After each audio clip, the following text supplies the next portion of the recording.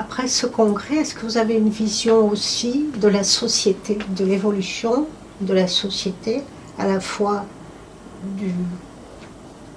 des patients et du grand public? Comment on considère aujourd'hui l'infection au VIH? Ben, malheureusement, on la considère comme une infection banale. C'est-à-dire que le VIH a été officiellement décrit en 82. On est plus de 30 ans après, donc ça a été banalisé.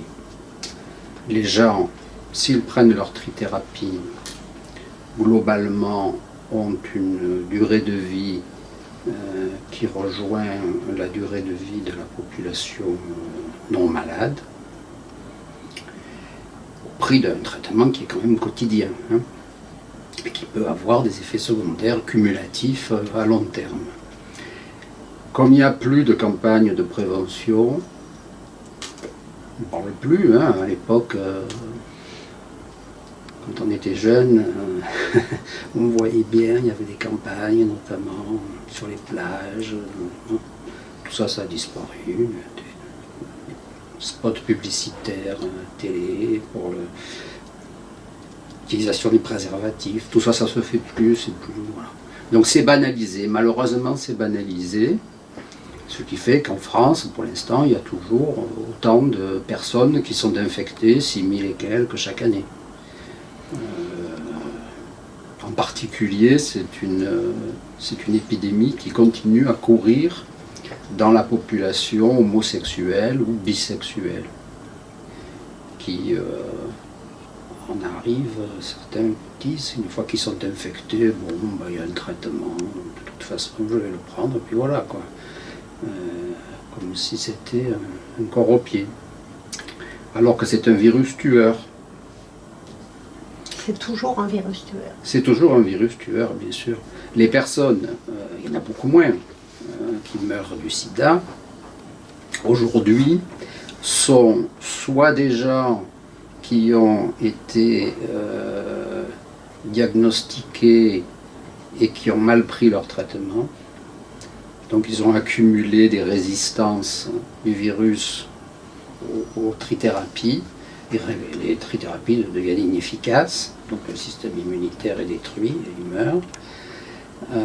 Soit des gens qui n'ont jamais fait de test et qui arrivent à l'hôpital au stade déjà de maladie déclarée, de sida déclarée, avec une immunité détruite. Et puis, la troisième situation qu'on rencontre, malheureusement, c'est des gens qui vont bien du côté du virus. Il est bien contrôlé, il ne se multiplie plus avec la trithérapie depuis des années. Il a permis une reconstitution du système immunitaire qui empêche à ces personnes d'attraper des infections opportunistes. Mais la population concernée a malheureusement souvent des facteurs associés qui sont néfastes comme le tabagisme. Et on voit donc des patients qui sont, entre guillemets, sauvés de leur VIH, mourir soit d'infarctus du myocarde, soit de cancer pulmonaire ou autre. Voilà. Donc, c'est une bataille qui n'est pas gagnée à 100%. Et est-ce que le CEGID peut faire quelque chose au niveau des jeunes? Alors le CEGID, donc ce qui a remplacé les CDAG, les centres de dépistage anonymes et gratuits, a parmi ses missions et les remplit le fait d'aller dans les lycées faire de l'information sur les...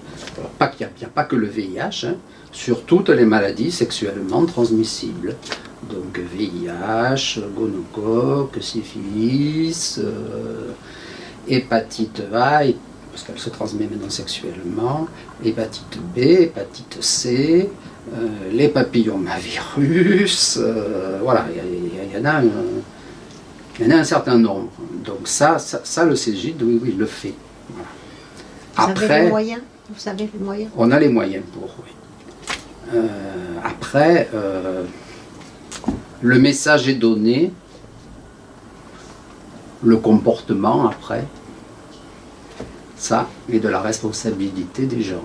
Ils ont été, en tout cas, avertis de ce qui pouvait arriver, ce qui pouvait attraper.